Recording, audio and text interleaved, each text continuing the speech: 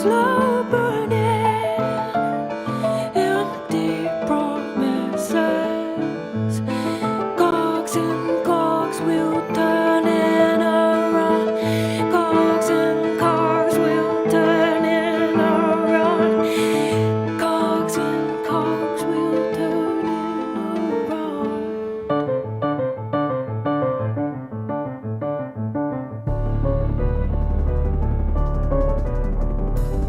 The circle turns around, the changing voices calling. The circle turns around, the changing voices calling. The circle turns around, the changing voices calling. The circle turns around, the changing voices calling.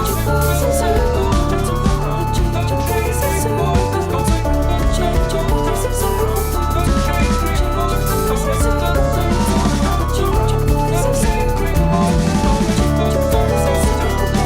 the changing voices calling. The circle turns around, the changing voices calling.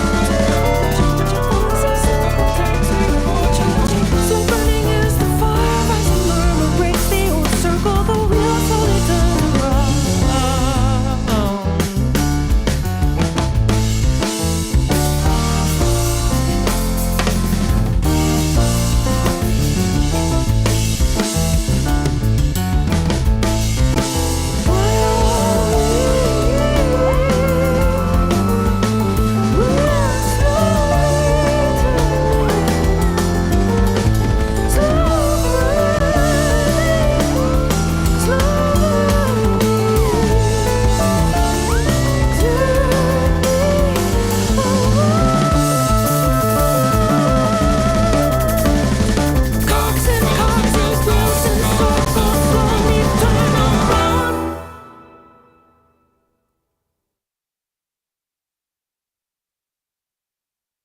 That was Becca Stevens with Brad Meldau performing Cogs and Cogs by Gentle Giant.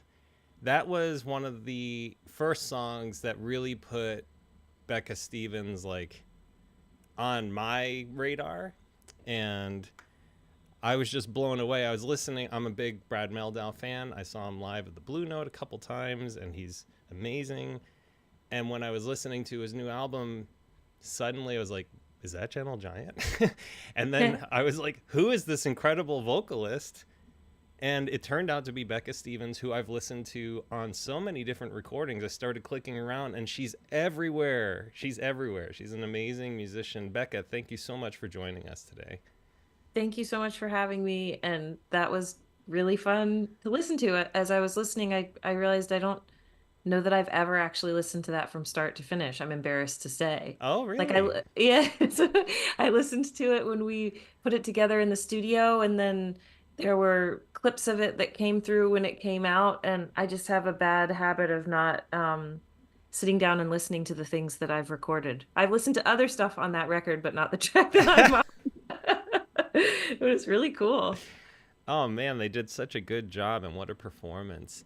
It's Becca, awesome. how are you so connected with so many different musicians? I was looking through your roster of collaborations, and you are such a collaborator, but it's also like some really impressive connections that you're performing with. Like, how did this happen for you? Hmm. I have no idea how to answer that question. 'Cause it's like it's a career-long journey of just meeting people and connecting people. There's not one answer. I will say that there are these little pockets throughout that journey, like little pockets where I'll meet a bunch of people at once, and then that creates like a new spider web of collaboration. And there's definitely a lot of that that's come from joining the Ground Up community. So Ground Up Music is the label that I'm on, and Michael League, who is the leader of Snarky Puppy, is also a frequent collaborator of mine. We played together in David Crosby's Lighthouse Band, and we also wrote together for the Secret Trio record that I put out with him, the collaborative record. And yeah, so there have been a lot of the like ground up related stuff has, obviously come through that world. But Brad Meldau, for example, he came He first heard my music because Sam Sadegurski gave T by C, my first record, to Brad's wife, and she was listening to it in the car, and Brad heard it in the car while he was back in 2010 while he was writing for a Carnegie Hall Zankel Hall commission, and so my voice got into his ear because he'd been listening to me in the car, and then he threw me in this premiere that was like 7 saxophones and one voice. Another great recording that you're on is Antonio Sanchez Bad Hombre 2. Mm, And that song, The Bucket, is amazing. And that was mm. another uh, green flag, I guess, the opposite of like a red flag, where it was like, here she is again, like Huh. I'm listening to all this music and Becca Stevens keeps, popping up. And then I really started investing in your solo catalog. And oh my goodness, you're such a great songwriter. I know you wrote that song, The Bucket. But yeah, could you talk a little about, your background and songwriting? And I know you do like songwriting workshops through your Patreon and stuff. Could you just Yeah, share that? absolutely. I I grew up in a musical family. My dad is a songwriter and a multi-instrumentalist, and my mom was a singer and a performer, and we used to do like stage productions as a family and also had a family band. So we grew up traveling around and singing to other little kids. And you can hear that, by the way. It's called The Tune Mammals. It's on Spotify. Um, and so it was a very musically rich and supportive environment. And when I was like 11 or 12, I picked up the guitar and just started exploring and writing my own songs. Nothing too serious. All I say that, and actually they were very serious. They were like, I remember when I was like 14 or 15 years old, I burned a CD for close family as like a Christmas present of my songs that I'd written and recorded at home. And my dad, who loves to make a joke, listened to it and was like, "Do we need to get you some therapy?"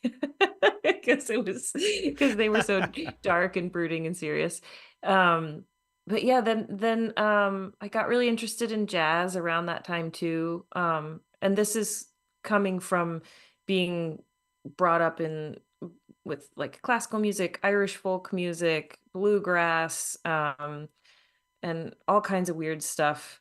And then jazz just really spoke to me and felt like sort of I don't know, a departure, because at the time I was studying classical guitar in high school, and it felt like this really cool polar opposite departure from the structure of that pedagogy. Like I was able to completely express myself in this very freeing way. It also felt very independent because I don't know. It pulled me in that direction, and then I ended up studying vocal performance in the jazz program at the New School. And then once I was there in that world for 4 years, songwriting became a similar kind of escape that jazz was in the classical world. So when I was in school, I was instead of going home and doing my homework, I would go home and write songs, um, and now that's my life. One thing I love about your songwriting is uh, I never know what I'm going to hear next. Like from one Hmm. album to the next, it can be a very kind of flashy pop kind of album, or it Hmm. can be something just really mysterious, like what you did with the Secret Trio. And then I just listened to your new single, which we'll be playing at the end, and it's just you and an acoustic guitar. All of your albums are so different, and so many of your collaborations are different. Um, do you like sometimes people like run away from a genre and sometimes people run to a genre? Like where are you coming from with that? Hmm. I can't say that it's one or the other, but I will say that um, one of the perks of being a songwriter to me is that it gives me total freedom to serve the song in whatever way it wants to pull me. So, um, if I'm feeling really inspired by a certain type of music and want to hire a producer that'll um, embrace that style of music with me and write songs that'll pull me in that direction, great. And then if I want to make a record where I'm like, for example, the single that you just mentioned, all the songs on that record are coming from a very emotionally vulnerable, at times sort of dark and like coming from personal experiences, from recent loss of my mom, and then also becoming a mom, and also mixed in there was losing David Crosby too, which hit hard. Um, and that, as I sat with those songs as they were coming out of me and as I was recording them, I just kept getting cues from the songs, from the music, and from my own brain that the best way to serve those songs was to strip them down as much as humanly possible, which was a challenge for me. Normally, I like to have fun with production and overdubs and background vocals and orchestrations and stuff like that. But for this one, I really challenged myself to show the naked and vulnerable process of the song. Yeah, I have to say I was at least, well, more than mildly surprised to see the album cover. Speaking of naked and vulnerable. Yeah, Melody Bardot, I think, Gardot, she did an album cover like that, but it's from the back, and where she's performing, on a stage, and she's wearing nothing except an acoustic guitar, and it was quite controversial for her fans, but I thought you did it really, really well. The cover is beautiful, and the music is very cool. I was in the third trimester of my recent pregnancy, and that shoot, and the guitar covers it completely. I brought 0 clothes to that shoot, but 3 guitars. Maybe even 4. And I thought for sure, I was looking to see if it's hanging, but it's not. I thought for sure the L1 Gibson would win and be on the album cover because it looks so cool. But he ended up choosing that big Taylor because it covered my pregnant belly. And I thought Shervin Linez, who took that who took that photo, did a really incredible job. And it wasn't the plan to do it that way. I sent him the music and we were talking about it, and we were sort of joking, and I was like, how stressed I get bringing clothes to a shoot. And he was like, honestly, I think you should do this one naked. And I was like, what? I was like, Shervin, you're always trying to shoot me naked. I'm just kidding. And then we started getting serious about it. The idea of it just being behind the guitar, and it's just me, and just me and the guitar is what the album is. And it is the most naked and vulnerable record I've ever made. So it made sense. Well, I don't want to jump the gun because we will listen to the new single at the end. However, I do want to get into, you mentioned Michael League, and you did this album with the Secret Trio. Mm-hmm. And I recently put out this playlist video that crazily enough went viral. At least in my terms, I expected 200 views, and it got 75,000 views or something, and 1,000 comments. Awesome. Yeah, and one of the songs on there is this Michael League, Bill Lawrence song from their album Where You Wish You Were, which is unbelievable. I don't know if you've listened to the album. Mm-hmm. But it's just such a beautiful feel, and I'm so glad to find another album that sort of captures the aura and the mood of the Secret Trio album that you did. So I want to play a song called The Eye.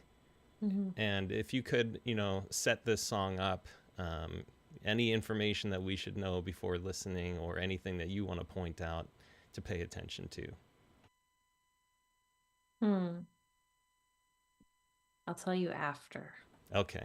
All right, let me cue it up. Oh, and for the first time, I'm actually, because these playlists have done so well, I made a playlist for people watching this interview. The links for Apple Music and Spotify are in the video description if you want to find these tracks easily.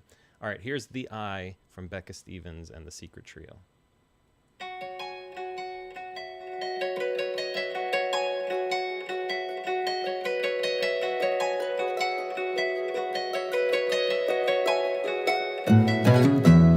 Open one eye only.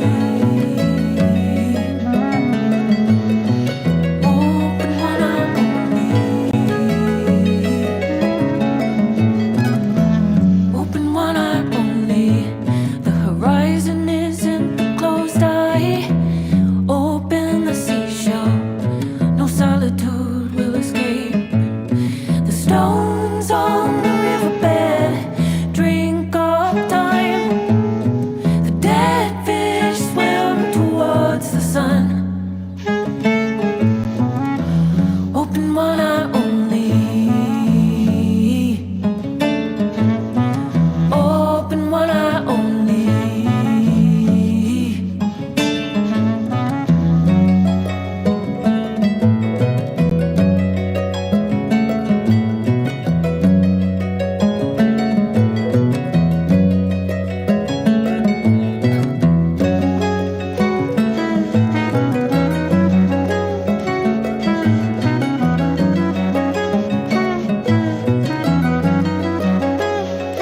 Open the sky with one eye only. One eye. Open the sky. Open up the sky with one eye only. One eye only.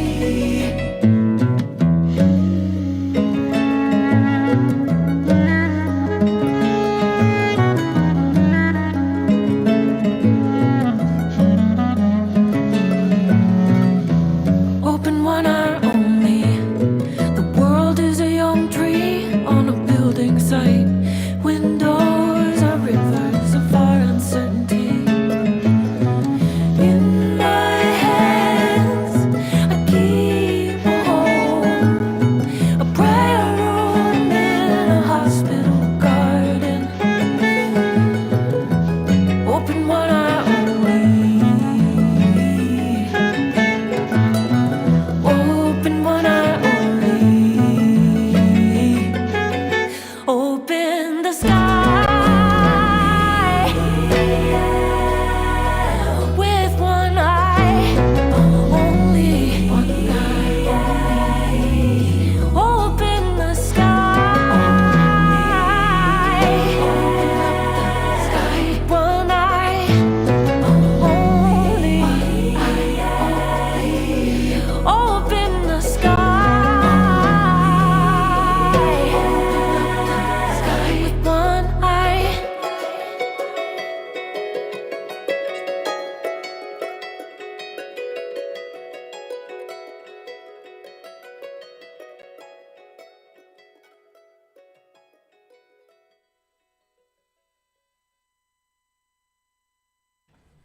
That song is unbelievable. Ah, I swear I listened to that song like the first day I found it, just listening through your catalog. I probably listened to it 25 times. It was just like, wow.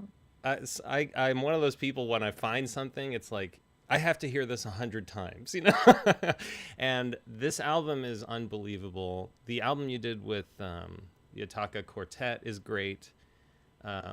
But like this one to me is this is probably my favorite album of yours. I just think it has such a great feel and sound and mood, and your vocal explosions in this song in particular they give me the chills. I love it.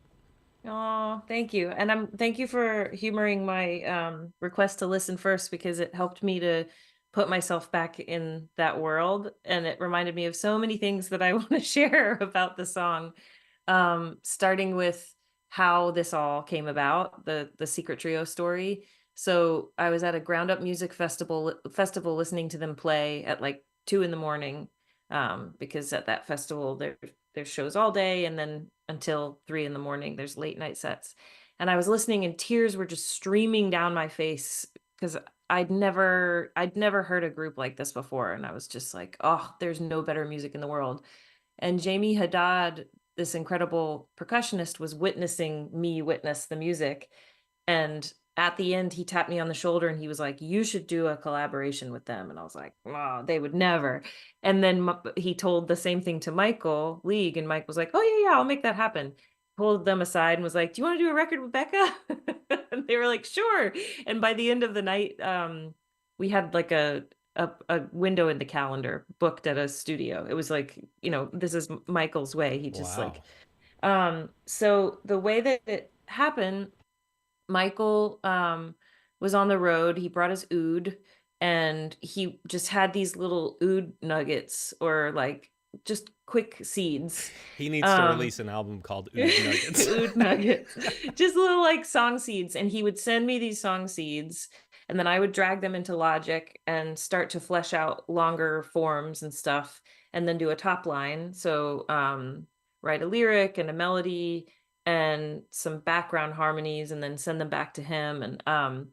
And then I ended up coming to Spain, where we worked on the demos. It was mostly me working on the demos. He did a lot of cooking. He, like, when he has time off, he loves to cook.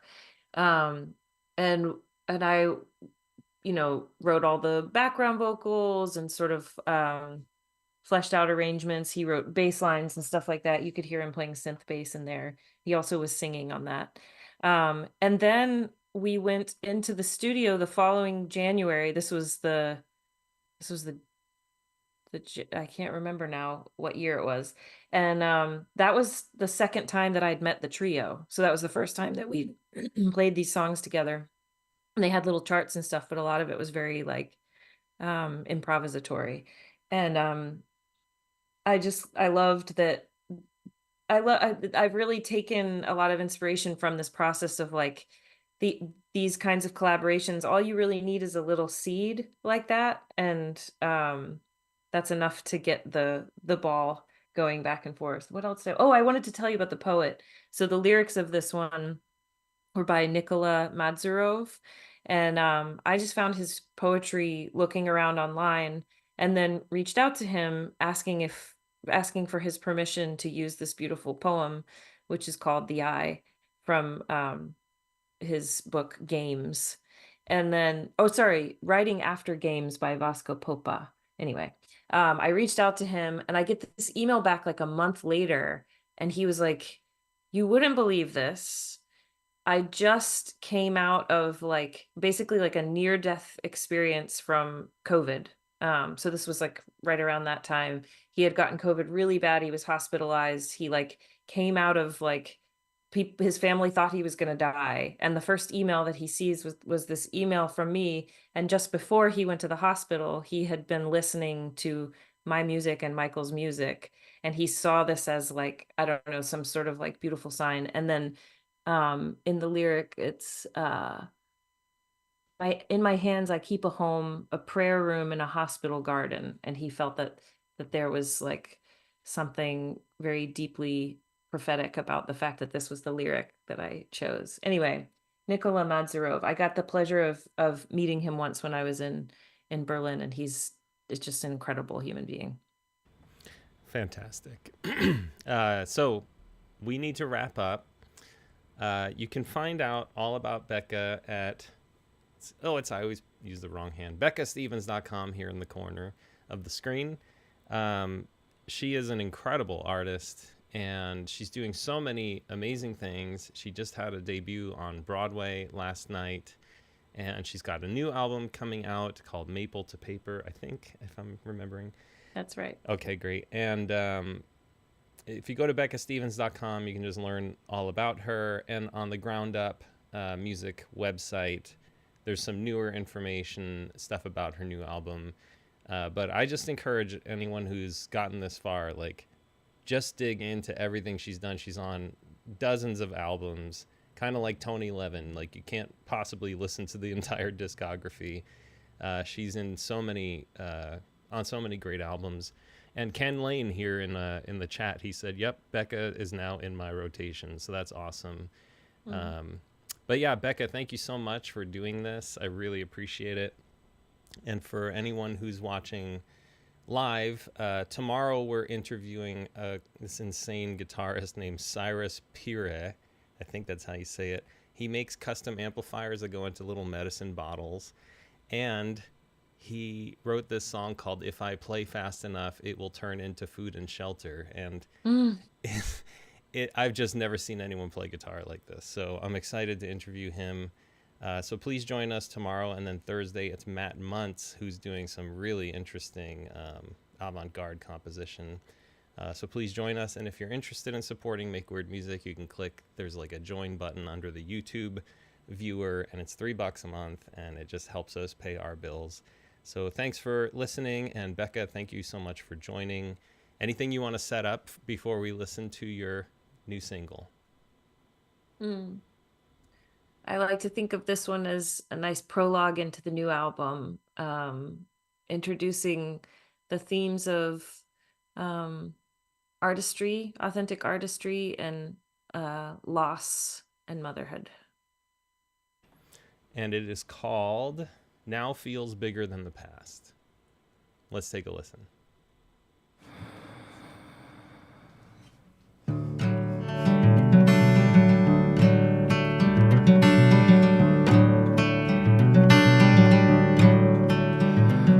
What is it about an artist dying that makes the art more palatable? And those who never gave a listen, now quick to climb on board. And you who never knew the lyrics say, oh, I've always loved this one. And you who never spared a penny, cried and cried like you lost your only friend.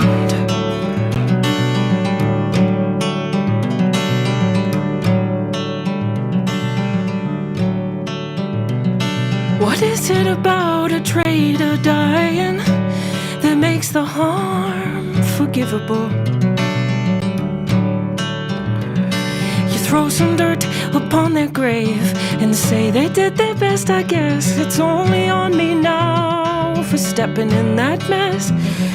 And all the pain you waded through, though then obliterated you. Look sees you now, designed somehow to put you in the right light for the shit you're dealing with today, which looks so much bigger than the past.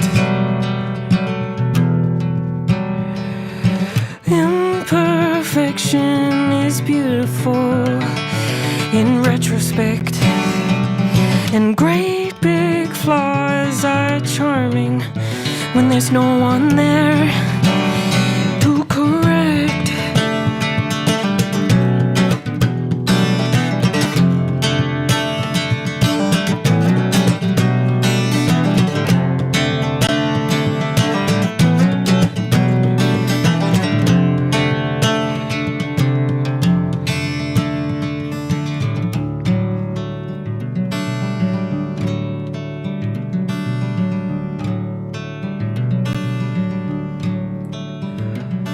What is it about a mother dying that makes the grief insatiable?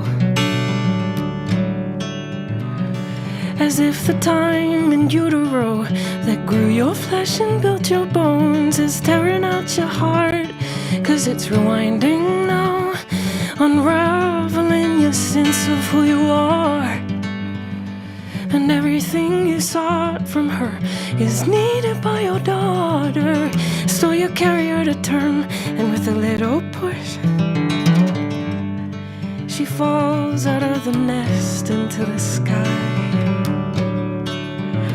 which looks so much bigger than the past.